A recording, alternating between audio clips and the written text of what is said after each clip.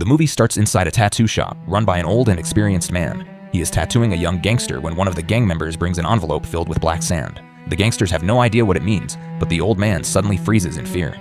He explains that the black sand is a sign that the most brutal and deadly ninjas in the world have arrived. Suddenly, one man's head is sliced clean in half.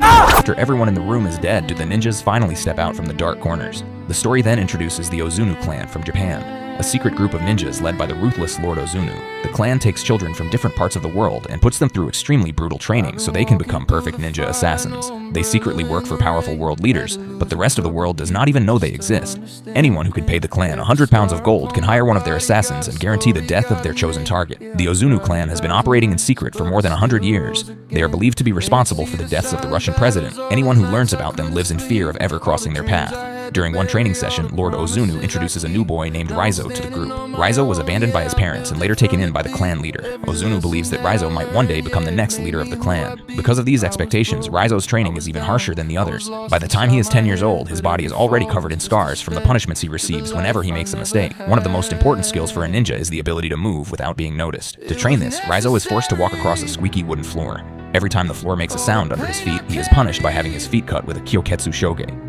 At night, the boy cannot sleep because the pain in his feet is too strong. During that time, he experiences kindness for the first time in his life when a girl quietly applies ointment to his wounds. Her name is Kiriko, and she is another ninja trainee in the clan. The children are taught to never show emotions, but Kiriko is different. She does not believe in the violence and killings that the clan stands for. As time passes, Raizo and Kiriko grow up together. They rarely talk, but they always watch out for each other. Raizo eventually becomes the most talented ninja lord Ozunu has ever trained. However, during a match with his senior Takeshi, Raizo loses because his opponent uses an unfair tactic. The master allows it and instead blames Raizo for being weak. As punishment, he uses a painful finger-pushing technique on Raizo that makes him collapse in agony. Raizo's final test is to survive the entire night without any medical help. The next morning, he returns ready to continue training, and Ozunu feels proud that he passed the test. Soon, Raizo becomes the clan's strongest fighter, even defeating opponents while blindfolded and with his hands tied. Kiriko is proud of him, but at the same time, she grows more unhappy with the Ozunu clan's way of life. He often breaks the clan's small rules, and Raizo warns her to be careful. He fears that if the leader discovers this, he will take her heart away. Kiriko replies that her heart already belongs to Raizo, so it can never be taken. During one training session, she is ordered to stab another trainee with a knife. When Kiriko cannot bring herself to do it, Ozunu cuts her face and throws her into a cage. Later, Raizo secretly sneaks out to see her and gives her water. A few days later, on a rainy night, Kiriko climbs the wall to escape and asks Raizo to come with her. But he refuses, choosing to stay loyal to the clan, because it is the only life he has ever known. Soon after, Kiriko is captured and sentenced to death. In front of everyone, Takeshi kills her by stabbing her through the heart. On that day, a part of Raizo dies inside him, but he still remains loyal to the clan.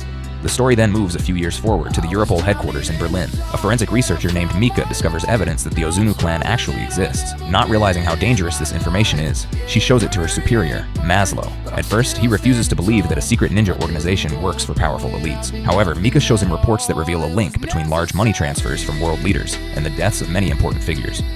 Now interested, Maslow decides to investigate further.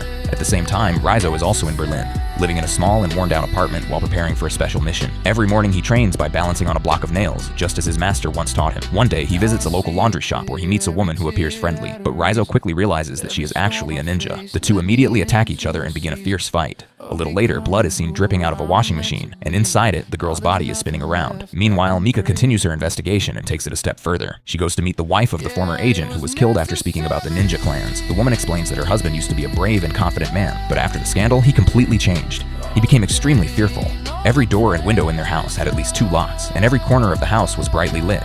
He made sure there were no shadows anywhere so that ninjas would have no place to hide. With all his precautions, one night the lights suddenly went out, and he was killed. The next day at work, a senior official visits Mika's office for an evaluation. It becomes clear that he is there to watch her closely because people have started saying she is getting too curious about things that do not concern her. That evening, Mika carefully returns to her apartment, only to discover that the entire building has lost power. Even so, she enters her dark apartment.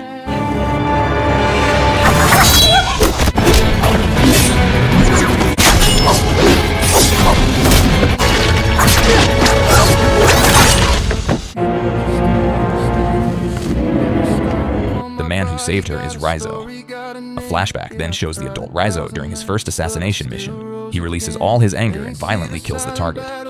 After completing the mission, he goes to the rooftop where the rest of the clan members are waiting. Lord Ozunu tells him that he is proud of him and asks him to come closer.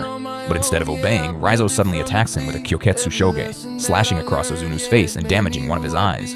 Immediately, the other ninjas attack Raizo and throw him off the building after severely injuring him. Raizo barely survives by falling into the water below. After recovering from his injuries, Raizo begins working against the clan. Since then, he has been interfering with Ozunu's assassination missions whenever he can. Saving Mika was part of the same goal. Raizo and Mika then drive to a hotel and change their clothes because ninjas can track people using a special scent technique. After that, Mika calls Maslow and tells him that she is with Raizo. However, Maslow has already received orders to capture Raizo as soon as he is seen. He knows that Raizo is not their real enemy, but he still has to follow orders to protect his own life. So when the three of them meet to discuss their next move, the police suddenly surround Raizo and arrest him. He is then taken to a secure location and locked in a solitary prison cell. Mika soon learns that Maslow arrested Raizo out of desperation. Even so, Maslow refuses to release him because he believes Raizo will be safer inside the prison. That night, Mika goes to Raizo and gives him some water. Raizo uses that moment to tell her that the assassins will arrive any second. Mika quickly tries to warn Maslow, but it is already too late. The lights suddenly go out, and the ninjas emerge from the shadows. Even with their advanced weapons, the soldiers are no match for the ninja warriors. Just before Raizo is killed, Mika unlocks the chains from his hands. Raizo immediately starts fighting the assassins and tells Mika to run away because he cannot protect both of them.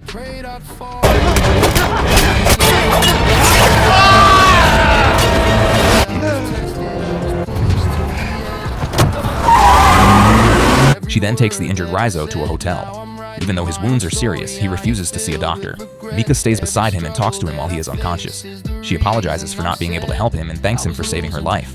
After that, she activates a tracking device to send their location to Maslow. But before the police can arrive, the assassins suddenly appear and kidnap Raizo. When the police finally get there, they only find Mika sitting on the sofa. She tells them that Raizo was taken about 10 minutes earlier. Back at the clan's base, Raizo is brought before Lord Ozunu. Ozunu gives him one final chance to apologize, but Raizo refuses. Ozunu becomes even more furious because he once believed Raizo would replace him as the future leader of the clan. He forces Raizo to stand in the same spot where Kiriko was executed. Ozunu then strikes him 3 times with a painful finger jabbing technique. Most people would die from just one strike, but Raizo only vomits blood. Along with the blood, he secretly spits out a tracking device. Before the ninjas notice it, Mika arrives at the base with a large police force and attacks the compound. Explosives are used, so hiding in the shadows no longer helps the ninjas. A brutal battle begins, and many people from both sides are killed. During the chaos, Raizo faces Takeshi and his group. Even though the fight is unfair, Raizo kills all the ninjas and waits for Takeshi. The two then fight with everything they have, and in the end, Raizo wins. Takeshi's limbs are cut off, and finally his head is severed. Now only Lord Ozunu remains. Raizo finds him calmly sitting inside a room while the battle continues outside. Ozunu suddenly disappears and appears from the shadows behind Raizo, showing his mastery. The two then draw their swords and begin a fierce fight. During the fight, Ozunu once again offers Raizo a chance to apologize, claiming that he is like a father to him. But Raizo replies that he is no one's son, and that killing Ozunu will be the first real breath of his life. They charge at each other, but Ozunu disappears again. At that moment, Mika enters the room, hoping to help Raizo. Suddenly, Ozunu emerges from the shadows and stabs her through the chest with his sword. For a moment, the fight turns in Ozunu's favor, but Raizo uses the same shadow technique and repeatedly strikes Ozunu from the darkness.